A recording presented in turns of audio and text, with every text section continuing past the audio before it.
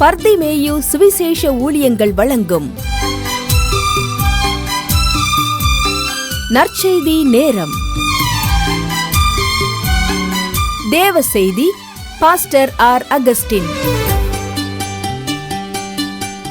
இந்த நாளில் உங்களோடு மறுபடியும் எப்போதும் போல இந்த தொலைக்காட்சி வாயிலாய் சந்திக்கவும், உங்களுடைய குடும்பத்தாருக்காய், பெரியோர் சிறியோர் பிள்ளைகளுக்காய், ஒவ்வொருவருக்காய் ஜெபிக்கவும் ஆண்டவர் கொடுத்திருக்கிற இன்னும் ஒரு நல்ல தருணத்திற்காய் ஸ்தோத்திரம்.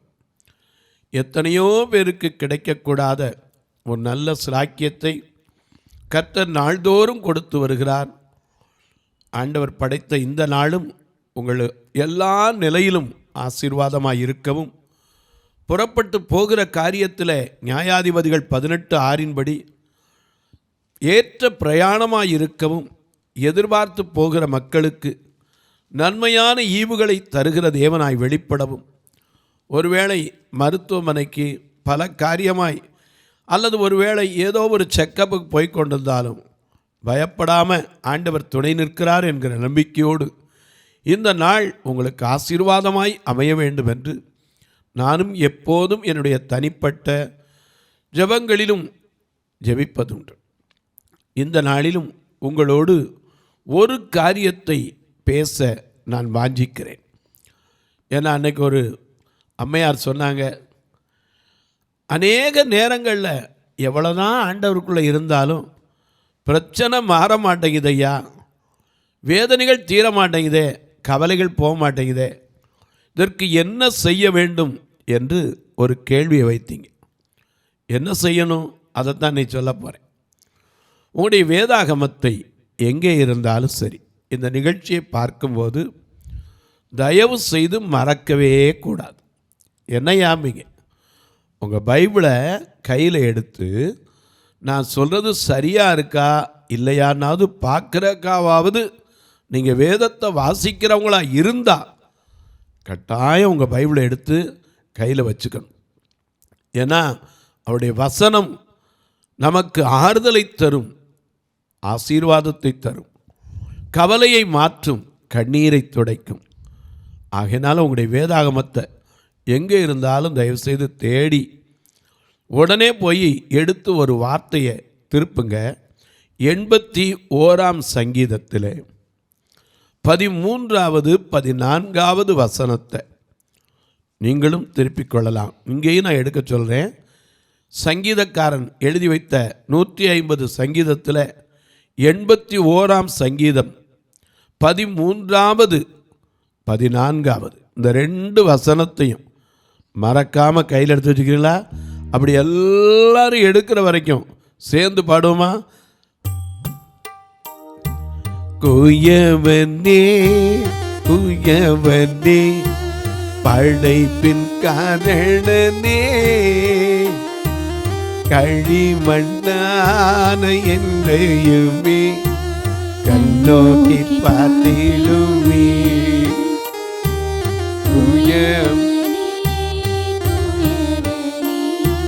படைப்பில் காரணனே, களிமண்ணான என்னையுமே கண்ணோக்கி பார்த்திடுமே.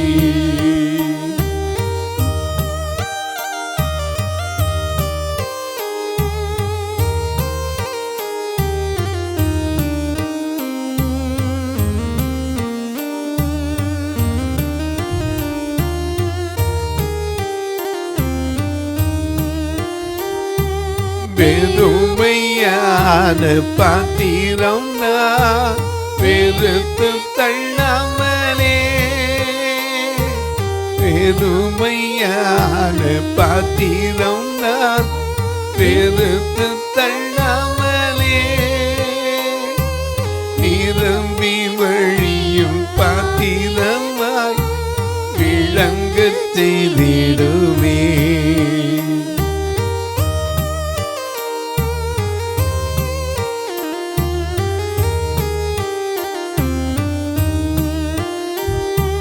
வெறுமையான பாத்திரம் நான் வெறுத்து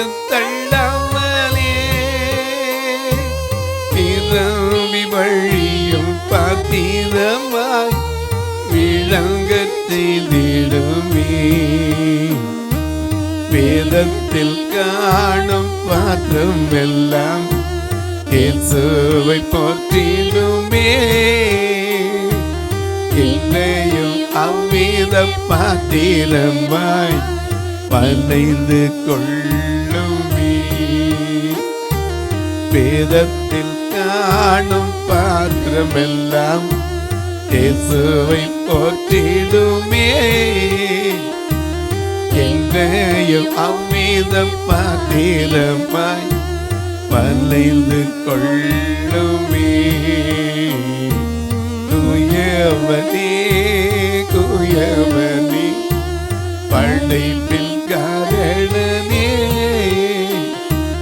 களிமண்ணான என்னையுமே கண்ணோக்கி பார்த்திடுமே.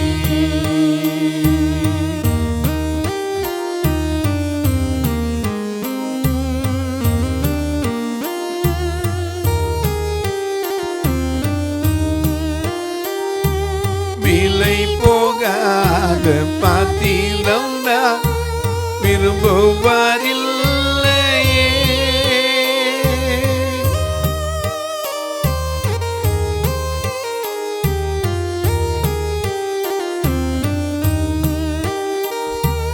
விலை போகாத பாத்திரம் நான் விரும்புவாரில்லையே.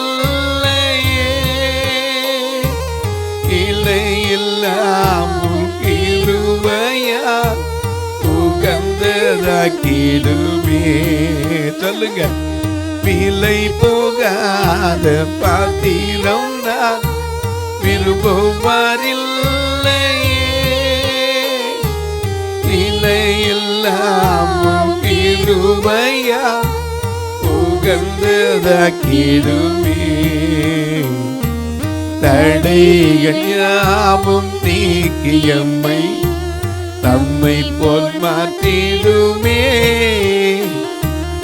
உடைத்து என்னை முந்தனுக்கு உடமையாக்கிடுமே. தடைகள் யாவும் நீக்கியம்மை தம்மை போல் மாற்றிடுமே.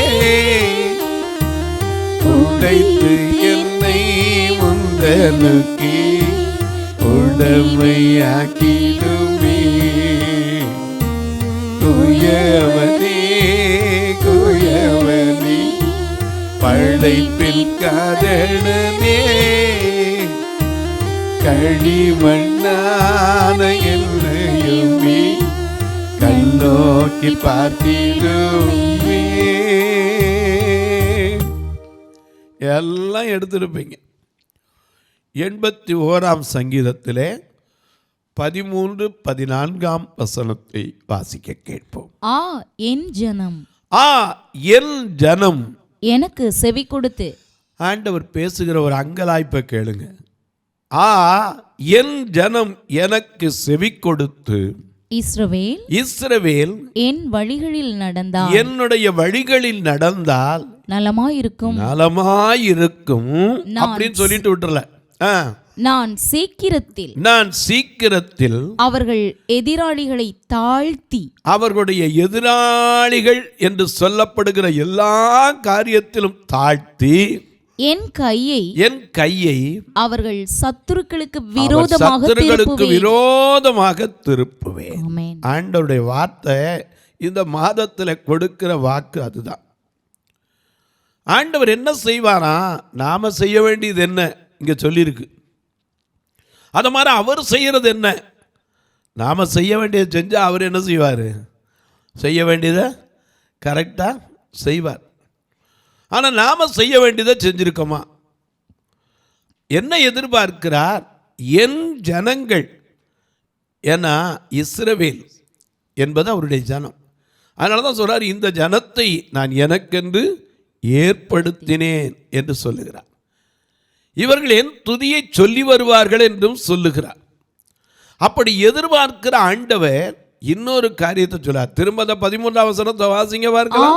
என் ஜனம் என் ஜனம் எனக்கு செவி கொடுத்து எனக்கு செவி கொடுத்து இஸ்ரவேல் என் வழிகளில் நடந்தால். செவி கொடுத்தா மட்டும் போதாது, அவருடைய வழிகளில் என்ன செய்யணும்? நடக்கணும். செவி கொடுக்கறதுங்கிறது இன்னைக்கு அநேக நேரங்களில் எதுக்கோ செவி கொடுப்போம். டாக்டர்கிட்ட போவோம், மருத்துவர் சொல்லுவார் காலையில் வெள்ளை மாத்திரை, மத்தியானம் இந்த ரோஸ் கலர் மாத்திரையும் வெள்ளை மாத்திரையும், திருப்பி சாயந்தரம் இந்த மாத்திரை, நைட்டு படுக்க போகும்போது இந்த மாத்திரை. அக்யூரேட்டாக எழுதி வச்சுக்கிறோம். Morning, before breakfast, after breakfast. மத்தியானத்துக்கு எழுதி வச்சுப்போம் after the lunch, after the dinner, எல்லாம் எழுதி வச்சுருப்போம். அதுக்கெல்லாம் கரெக்டாக செவி கொடுப்போம். ஆனால் கர்த்தருடைய வார்த்தைக்கு செவி கொடுக்கிறோமா? எனக்கு அன்பானவர்களே, செவி கொடுத்தல் என்பது மிக மிக அவசியம். அநேக நேரங்களில் ஆண்டவர் எதிர்பார்க்கிறது என்ன தெரியுமா? என் ஜனம் எனக்கு செவி கொடுத்து இஸ்ரவேல் என் வழிகளில் நடந்தால் நல்லா இருப்பாங்க. ஆனால் அதே நேரத்தில் அப்படி அவருடைய வழிகளில் நடக்கிற, அவருடைய ஜனமாய் இருக்கிற, அவருடைய வழிகளில் நடந்து வருகிற உங்களுக்கும் எனக்கும் அவர் என்ன செய்வாராம்? நாம் செய்ய வேண்டியது 2 காரியம். ஒன்று என்ன செய்யணும்? செவி கொடுக்கணும், அவர் வழிகளில் நடக்கணும்.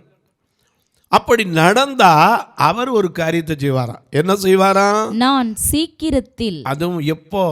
சீக்கிரத்தில், அட்வான்ஸ் இமீடியட்லி என்று ஆங்கிலத்தில் சொல்லுகிறோம், அல்லது சடன்லி, குயிக்லி என்று பல வார்த்தைகளை சொல்லுகிறோம். ஆனால் இங்கே சொல்லப்பட்டிருக்கு சீக்கிரத்தில். அவர்கள் எதிராளிகளை தாழ்த்தி.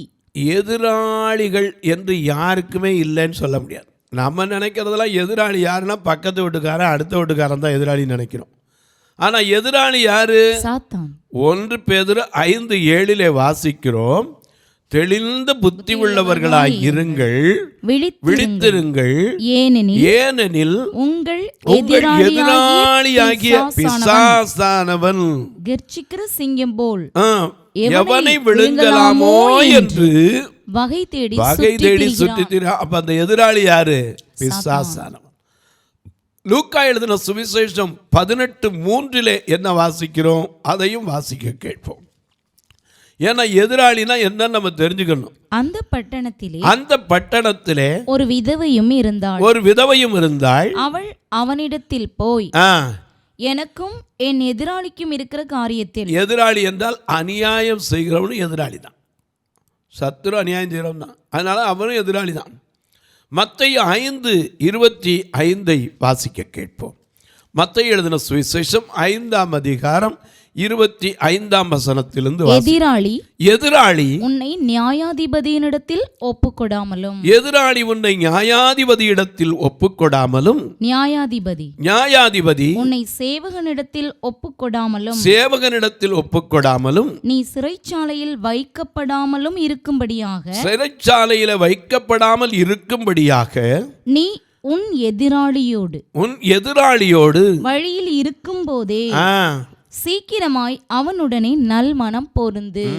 அப்படி இல்லைன்னா நமக்கு எதிராளி இருந்துக்கிட்டே தான் இருப்பான். இந்த எதிராளி யாருன்னா, எப்போ நம்ம விழத்தள்ளுறதுக்கு எந்த சூழ்நிலை இருக்குது அப்படின்னு பார்த்துக்கிட்டே இருக்கிறவன். ஏசாயா 50:8 நாம் வாசிக்கும்போது, தைரியமாக ஆண்டவரை ஏற்றுக்கொண்ட அறிந்திருக்கிற நீங்களும் நானும் சொல்லலாம். ஏசாயா 50ஆம் அதிகாரம் 8வது வசனத்திலே, என்னை நீதிமானாக்குகிறவர் சமீபமாயிருக்கிறார். என்னோடு வழக்காடுகிறவன் யார்? ஏகமாய் நிற்போமாக. யார் எனக்கு எதிராளி? அவன் என்னிடத்தில் வரட்டும். இதோ கர்த்தராகிய ஆண்டவர் எனக்கு துணை செய்கிறார். என்னை ஆக்கினைக்குள்ளாக தீர்க்கிறவன் யார்? இதோ அவர்கள் எல்லாரும் ஒரு வஸ்திரத்தை போல பழசாவார்கள். பூச்சி அவர்களை அழித்து போடும். ஏன்னா அநேக நேரங்களில் எதிராளி நேரம் வரட்டும், நம்ம தைரியமா சொல்ல முடியுதா? ஏன்னா நமக்கு துணை நிற்கிறவர் யாரு? நாம பாடுறோம், எல்லாத்துக்கும் பாடுறோம், என்ன பாடுறோம்? எனக்கு உதவிடும் எனது ஆண்டவர் ஆமென். என் பக்கம் இருக்கிறார். பாடுறோம்ல, எனக்கு உதவிடும் எனது ஆண்டவர் என் பக்கம் இருக்கிறார். உலக மனிதர்கள் எனக்கு எதிராக என்ன செய்ய முடியும்? உலக மனிதர்கள் எனக்கு எதிராக என்ன செய்ய முடியும்?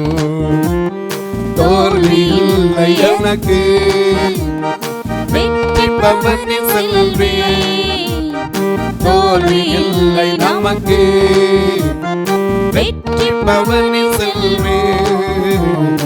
ஆண்டவர் படைத்த வெற்றி எல்லாம் அழிது, இங்கு அகமகிழ்வோம் கண்டிப்போம், அல்லேலூயா பாடுவோம். இங்கு அகமகிழ்வோம் அக்களிப்போம், அல்லேலூயா பாடுவோம். அல்லேலூயா தோல்வி இல்லை, அல்லேலூயா வெற்றி உண்டு. அல்லேலூயா தோல்வி இல்லை, அல்லேலூயா வெற்றி உண்டு. ஆண்டவர் படைத்த வெற்றி எல்லாம் அழிது, இங்கு அகமகிழ்வோம் அக்களிப்போம், அல்லேலூயா பாடுவோம். இன்று அகமகிழ்வோம் அக்களிப்போம், அல்லேலூயா பாடுவோம்.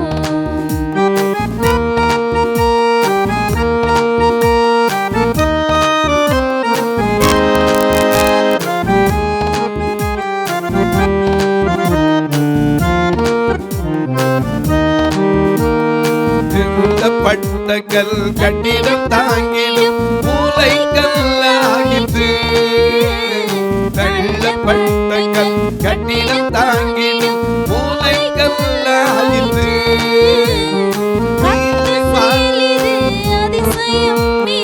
கைகொட்டி பாடிடுவோம், செயல் இது கைகொட்டி பாடிடுவோம்.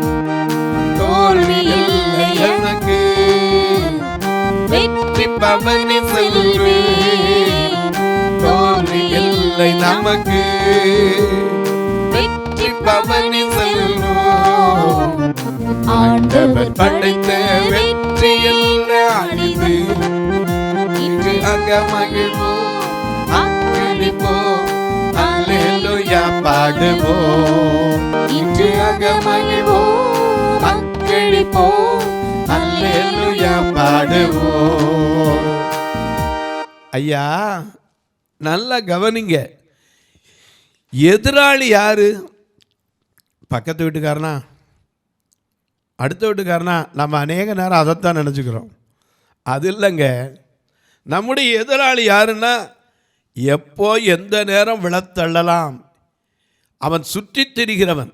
அதனால தான் உத்தமனா அந்த யோபு கூட போய் சொன்னான், சும்மாவா சும்மாவா அவன் உத்தமனுங்கிறீங்க, கொஞ்சம் என் கையில் விடுங்க. அவனை சுற்றி எல்லாம் அடைச்சி வச்சுவிட்டு வேலி போட்டு பாதுகாப்பு வச்சுட்டு, என் தாசனை பார்த்தியா, அவன் உத்தமன், சன்மார்க்கன், தேவனுக்கு பயப்படுகிறவன், பொல்லாப்ப கண்டா விலகிறவன், ஏகப்பட்ட சர்டிஃபிகேட் கொடுத்தா என்னையா அர்த்தம்? கொஞ்சம் விட்டு பாருங்க. இதோடு விட்டார், அத்தனை நிர்மூலமாச்சு. ஆனால் அவன் சொன்னான் 27:5, நான் மரிக்கும் வரைக்கும் என் உத்தமத்தை என்னை விட்டு விலக்கவே மாட்டேன். விலக்கவே மாட்டேன். எனக்கு அன்பானவர்களே, நாம் செய்ய வேண்டிய காரியம் என்ன? செவி கொடுக்கணும். செவி கொடுக்காட்டா என்ன அப்படின்னு கேட்பீங்க. எனக்கு அன்பான, நம்ம செவி கொடுக்கலைங்கிறத ஒத்துக்கிறவும் மாட்டோம். எப்படின்னு கேளுங்க.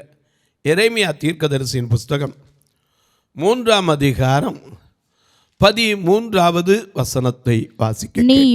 நீயோ உன் தேவனாகிய கர்த்தருக்கு விரோதமாய் துரோகம் பண்ணி, உன் தேவனாகிய கர்த்தருக்கு விரோதமாய் துரோகம் பண்ணி பச்சையான சகல மரத்தின் கீழும் பச்சையான சகல மரத்தின் கீழும் அந்நியரோட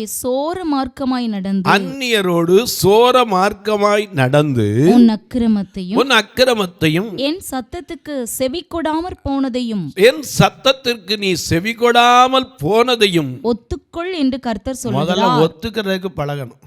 நாம் ஒத்துக்கிறோமா? அதெல்லாம் கேட்கத்தான் செய்கிறேன். ஆண்டவருடைய சத்தத்தை கேட்குறேன்.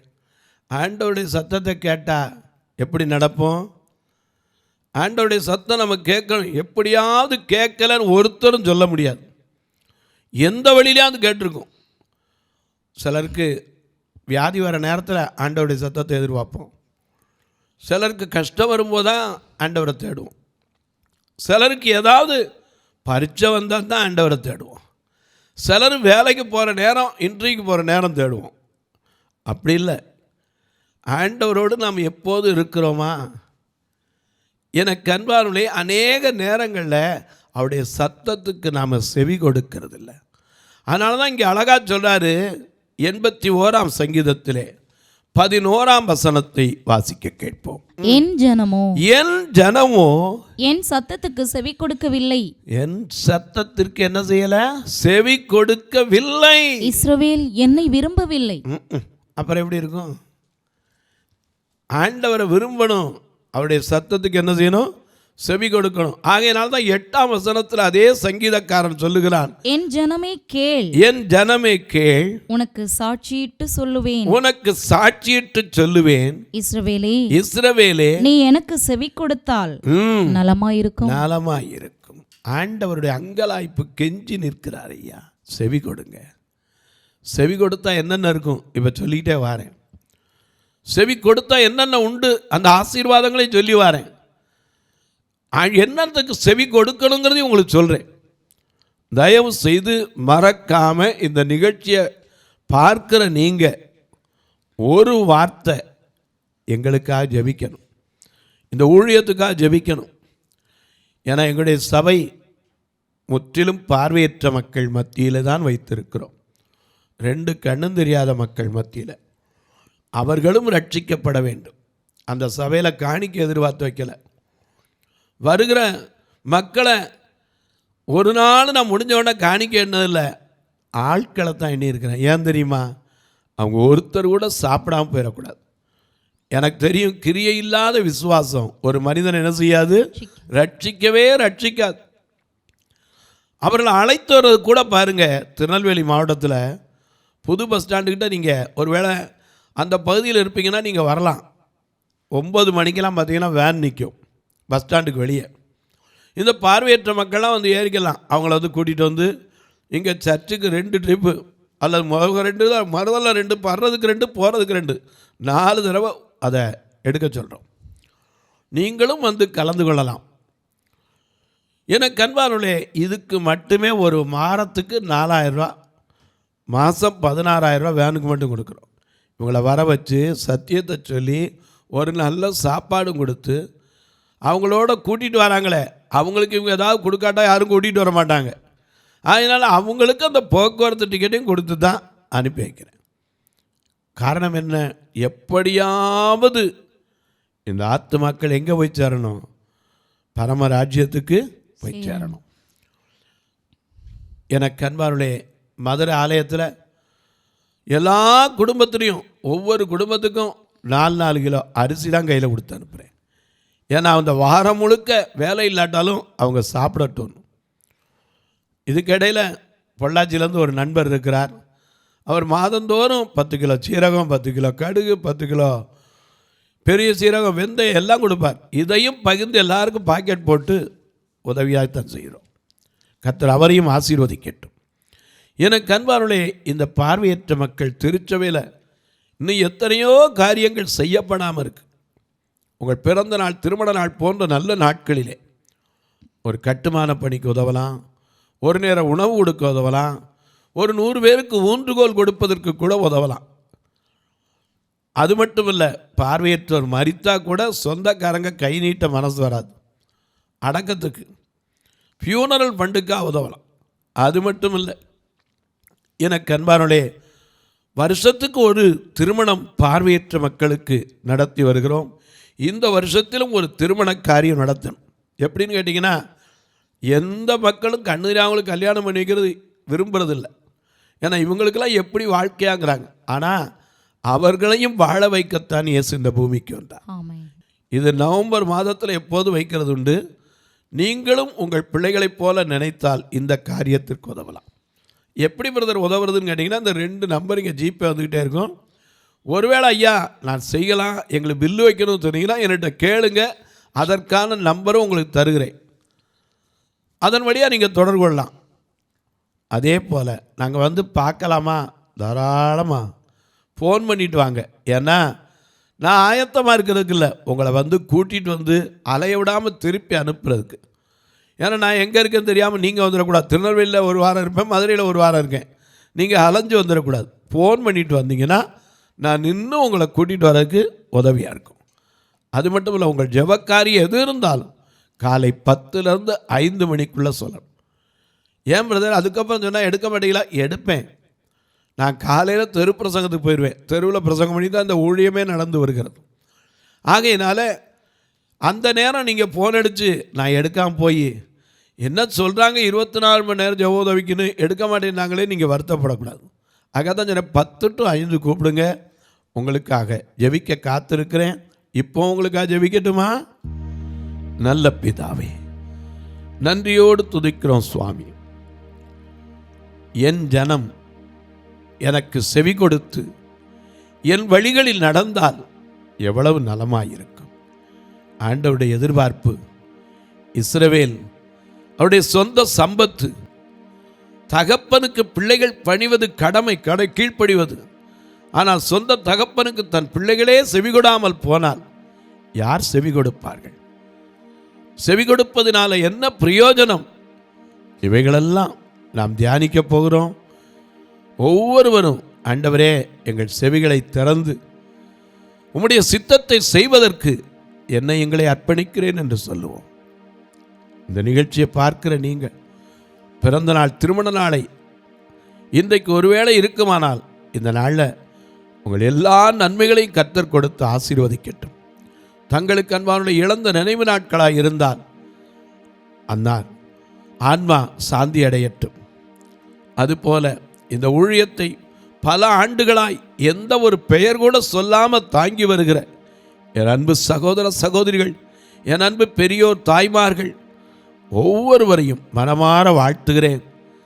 அவர்களுக்கு எந்த குறையும் இல்லாமல் நன்மையான ஈவுகளை நாள்தோறும் கொடுத்து ஆசீர்வதியும். இயேசு கிறிஸ்துவின் ஈடு இணையற்ற வல்லமையுள்ள நாமத்தில் ஜெபிக்கிறேன் நல்ல பிதாவே, ஆமென். சபை ஆராதனை ஞாயிறு காலை 10 மணி முதல் 12 மணி வரை. இடம் பர்திமேயு சுவிசேஷ ஆலயம், அன்னை சத்யா நகர், இளமனூர் அஞ்சல், சக்கிமங்கலம் வழி, மதுரை மாவட்டம். பின்கோட் 625201 மற்றும் பர்திமேயு சுவிசேஷ ஜெப வீடு, flat number 107, Eden Garden, Muthur, Tirunelveli. Pincode 627011. சிறப்பு உபவாச கூட்டம் ஒவ்வொரு மாதமும் 2வது சனிக்கிழமை காலை 10 மணி முதல் 1 மணி வரை நாகர்கோவில் YMCA ஹாலில் வைத்து நடைபெறுகிறது. மற்றும் ஒவ்வொரு மாதமும் 4வது சனிக்கிழமை காலை 10 மணி முதல் 1 மணி வரை திருநெல்வேலி புதிய பேருந்து நிலையம் அருகில் உள்ள கிரேஸ் ஹாலில் வைத்து நடைபெறுகிறது.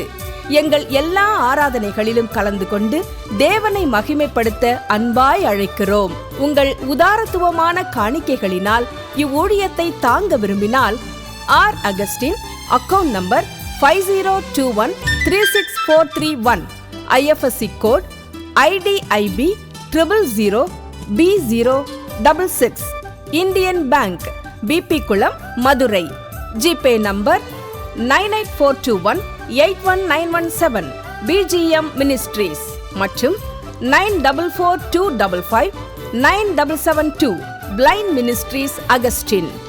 உங்கள் தொடர்புக்கு பாஸ்டர் ஆர் அகஸ்டின், பர்திமேயு சுவிசேஷ ஊழியங்கள், நாகமலை, புதுக்கோட்டை, மதுரை 625019. தொலைபேசி எண்கள் 9842181917 மற்றும் 9442559772. கர்த்தர் தாமே உங்களை ஆசீர்வதிப்பாராக.